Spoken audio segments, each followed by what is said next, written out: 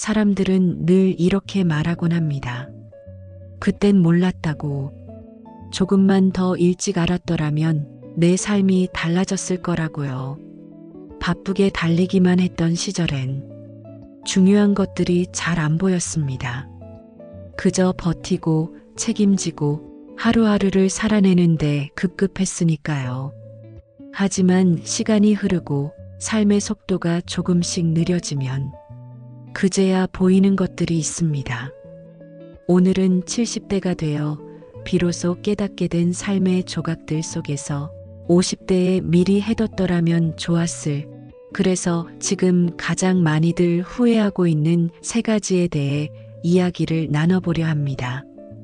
이 영상을 끝까지 시청하신다면 당신의 70대를 지금보다 훨씬 덜 아프고 덜 외롭고 덜 불안하게 만드는 방법을 미리 알 수 있게 되실 겁니다.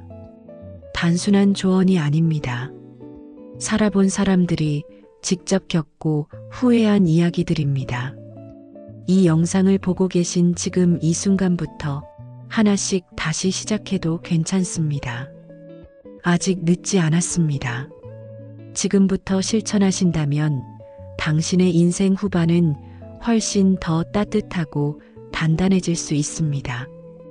구독과 좋아요를 눌러주세요. 노후의 다양한 삶의 지혜를 함께 나누실 수 있습니다. 서울 강서구 오래된 아파트 단지 한쪽에 자리한 작은 공원. 그늘이 드리운 벤치에 조용히 앉아 계신 분이 계셨습니다. 74세 이순자 어르신. 짙은 회색 바람막이에 단아하게 정돈된 머리, 손에는 늘 하얀 장갑을 끼고 다니신다는 그분은 한참 동안 깊은 생각에 잠겨 있으셨습니다. 나는요, 그리 큰 후회는 없다고 생각했어요. 가난했지만 아이들 잘 키웠고 남편 떠난 뒤에도 혼자 잘 살아냈고, 그리고 솔직히 말하면 몸도 그럭저럭 건강했거든요. 어르신은 웃음인지 체념인지 모를 미소를 지으셨습니다. 근데요, 그날 이상했어요. 숨이 잘 안 쉬어지는 거예요. 그냥 계단 몇 개만 올라갔는데 가슴이 콕콕 찌르듯 아프더라고요.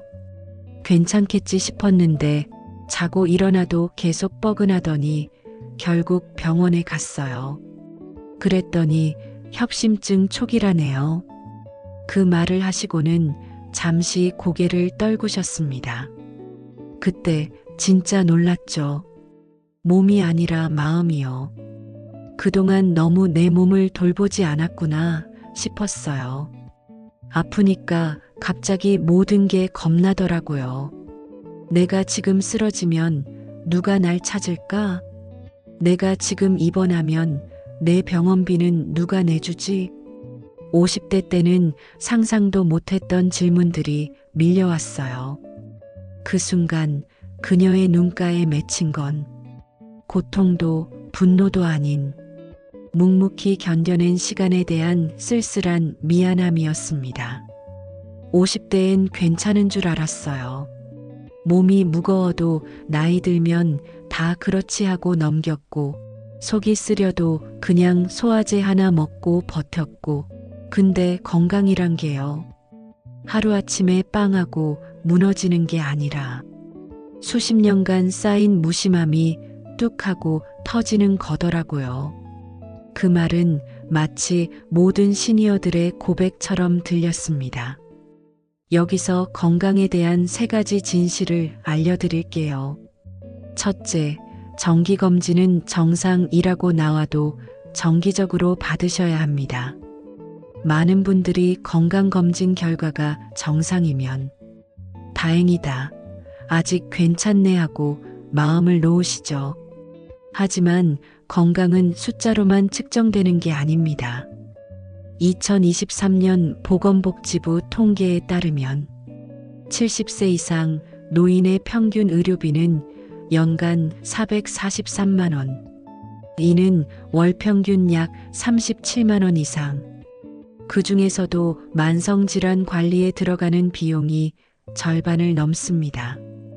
놀라운 건 50대의 정기검진과 사전관리를 꾸준히 한 분들은 그 의료비가 절반 이하로 줄었다는 실제 보고입니다.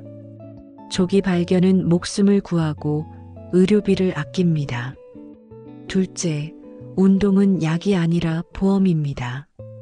50대에 하는 운동은 단순한 체중 조절을 넘어 70대의 삶을 결정짓는 보장성 보험과도 같습니다. 서울대병원 노인의학센터 연구에 따르면 50대부터 주 3회 이상 운동을 실천한 사람은 70대에 들어 근감소증 위험이 40% 이상 감소했다고 합니다. 그리고 근육은 단지 몸을 움직이게 하는 것뿐 아니라 인지 기능, 면역력, 낙상 방지, 정서 안정까지 모든 걸 지탱해주는 기둥 같은 존재예요. 걷기 30분, 계단 오르기, 가벼운 아령 운동부터 시작하세요. 의사보다 먼저 당신을 치료하는 건 매일의 걷기입니다. 셋째, 짠맛은 나중에 쓴 대가로 돌아옵니다. 우리는 한국 사람입니다. 김치, 찌개, 국, 젓갈. 우리 식탁에는 늘 짠맛이 있죠. 하지만 입이 즐거운 만큼 장기는 아파진다는 말이 있습니다. 특히 50대 이후 짜게 먹는 습관을 바꾸지 않으면 10년에서 15년 후 신장 기능 저하 및 만성질환 가능성이 급증합니다. 실제 사례로 50대 내내 국물을 꼭 비워 마시던 한 어르신은 70대에 접어들어 투석 치료를 받게 되었습니다. 의사 선생님이 말하셨죠. 20년 동안의 식습관이 신장을 갉아먹었어요. 짠맛을 줄이면 인생이 달라집니다.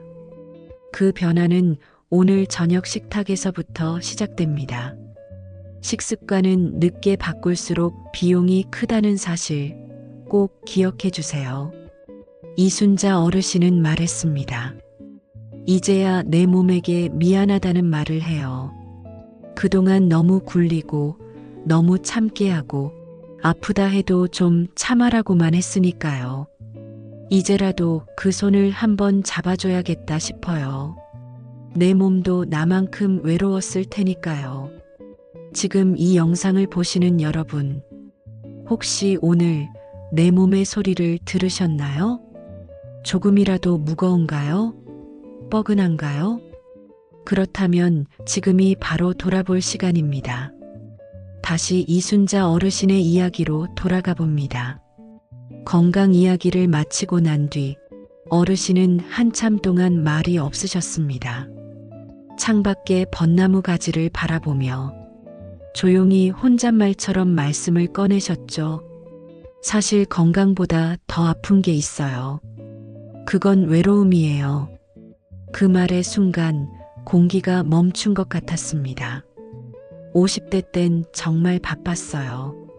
집안 대소사에 아이들 뒷바라지에 몸이 10개라도 모자랐죠. 친구한테 연락 오는 것도 귀찮았고 다음에 만나자, 다음에 전화하자. 그렇게 미루는 게 익숙했어요. 가족들한테도 나중에 시간 나면 보자. 그 말만 몇 년을 했는지 모르겠어요. 그런데 어느 순간부터 전화 오는 사람이 한 명도 없더라고요. 어르신의 목소리가 조금 떨렸습니다. 그건 원망도 아니고 분노도 아니고 그저 너무 늦게 깨달은 자신에 대한 조용한 탄식처럼 들렸습니다. 어떻게 이렇게 허전해질 수 있나 싶었어요. 텔레비전만 켜놓고 하루를 보내는 날이 많아졌고요. 식탁에 혼자 앉아 밥을 먹고 있자니 눈물이 핑 돌더라고요. 한국보건사회연구원의 발표에 따르면 퇴직 후 65세 이상 고립감을 느끼는 비율은 68%, 즉 3명 중 2명 이상은 나는 혼자다라는 감정을 매일 느낀다는 뜻입니다. 이 외로움은 단순히 마음만 힘든 게 아닙니다. 실제로 우울증과 치매, 심지어 심혈관계 질환까지 연결될 수 있다는 연구 결과도 있죠. 사람이 그립고 말 한마디 섞을 대상이 없다는 건 생각보다 훨씬 더 무서운 일입니다. 어르신은 조용히 그러나 단호하게 말씀하셨습니다. 사람은요, 나이 들수록 말벗 하나가 보약이에요. 그 말이 참 가슴에 남습니다. 말벗, 그건 돈 주고 사는 것도 아니고 갑자기 생기는 것도 아니죠. 시간을 들여 쌓아야만 얻을 수 있는 정서적 자산입니다. 그땐 몰랐어요. 사람이 자산이라는 걸, 그리고 그 자산은 잃으면 다시 못 돌아온다는 걸. 그날 어르신은 오래전 연락이 끊긴 친구에게 손편지를 한 장 써보셨다고 합니다. 잘 지내지? 그때 미안했어. 문득 내 생각이 나서 연락해본다. 그 짧은 편지 한 장이 몇 년 만에 다시 전화 통화를 이끌었고 지금은 한 달에 한 번은 꼭 만나 따뜻한 국수 한 그릇을 나누신다고 합니다. 혹시 여러분도 떠오르는 얼굴이 있으신가요? 예전에는 자주 연락했지만 어느 순간 멀어진 사람, 서운한 일 하나쯤은 있지만 그래도 마음 한켠에 남아있는 사람, 그 사람이 지금도 어쩌면 당신의 연락을 기다리고 있을지도 모릅니다.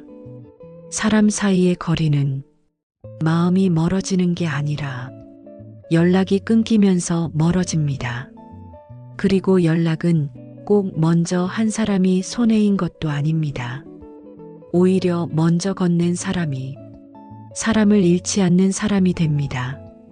76세의 정호식 어르신은 두 손을 무릎 위에 가지런히 올려놓고 조금 머뭇거리다 마침내 조용히 말을 꺼내셨습니다. 돈 얘기는 부끄러워요. 근데 꼭 해야 돼요.